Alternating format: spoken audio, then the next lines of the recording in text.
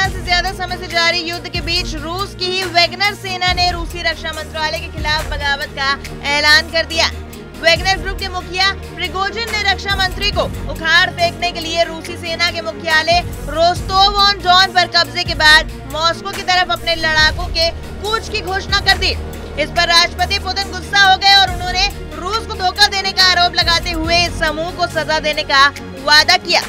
रूस के रक्षा मंत्रालय ने प्रिगोजिन के खिलाफ गिरफ्तारी वारंट जारी कर दिया। बता दें कि रूस में हथियारबंद बगावत के आरोप में 20 साल की सजा का प्रावधान है।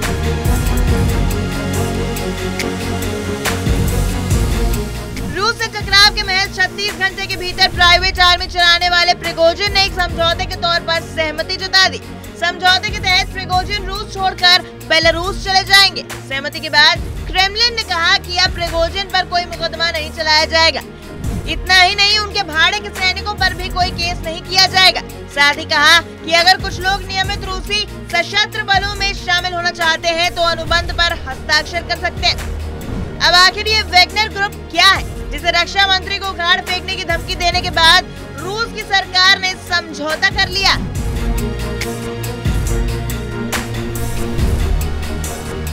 रूस के साथ समझौते के बाद अब तक ये साफ नहीं हो पाया है कि प्रिगोजिन भाड़े के सैनिकों के मुखिया प्रभारी बने रहेंगे और उन्हें हटा दिया जाएगा। बता दें कि वैगनर ग्रुप भाड़े के सैनिकों की एक प्राइवेट आर्मी जो रूसी सेना के साथ यूक्रेन के खिलाफ युद्ध लड़ रही थी।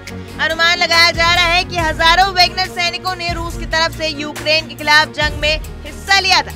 वैगनर ग्रुप खुद को निजी सैन्य कंपनी बताता है। वहीं रूस की सरकार हाल में कुछ ऐसे कदम उठा रही थी जिससे इस पर अंकुश रखा जा सके। ग्रुप की पहचान पहली बार 2014 में हुई थी। तब ये पूर्वी यूक्रेन में रूस समर्थन अलगाववादी ताकतों का समर्थन कर रहा था। उस समय ये एक गुप्त संगठन था जो ज्यादातर अफ्रीका और मध्य पूर्व में सक्रिय था।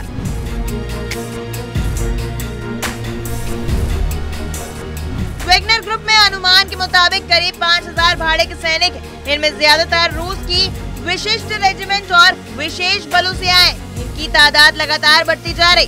ब्रिटेन के रक्षा मंत्रालय ने जनवरी में कहा था कि वैगनर ग्रुप अब यूक्रेन में 50,000 सैनिकों की कमान संभाल रहा है। ब्रिटेन ने बताया था कि रूस को सेना के लिए लोग ढूंढने में परेशानी होने के कारण वैगनर ग्रुप ने 2022 में बड़ी संख्या में भर्ती शुरू की थी। अमेरिकी राष्ट्रीय सुरक्षा परिषद ने 2023 की शुरुआत में कहा था कि यूक्रेन में वैगनर के लगभग 80% सैनिकों को जेल से हटा लिया गया। रूस में भाड़े की सेना अवैध होने के कारण वैगनर ग्रुप ने 2022 में खुद को एक कंपनी के रूप में रजिस्टर किया था। साथ ही सेंट पीटर्सबर्ग में एक नया मुख्यालय भी खोल लिया था।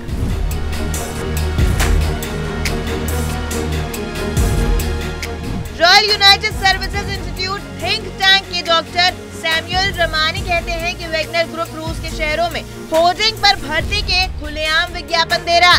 इतना ही नहीं, रूसी मीडिया इसे देशभक्त संगठन के रूप में स्थापित कर रही। वैगनर ग्रुप रूस की ओर से पूर्वी यूक्रेन के बखमुत शहर पर कब्जा करने में शामिल था। यूक्रेनी सैनिकों का कहना था कि उसके लड़ाके को खुले मैदान में बड़ी संख्या में हमले के लिए भेजा गया था। शुरुआत में रूस के रक्षा मंत्रालय ने जिक्र ही नहीं किया था कि वैगनर ग्रुप भी यूक्रेन के खिलाफ जंग में शामिल है। इसके बाद मंत्रालय ने साहसी और निस्वार्थ भूमिका निभाने के लिए इन भाड़े के सैनिकों की खूब तारीफ की थी।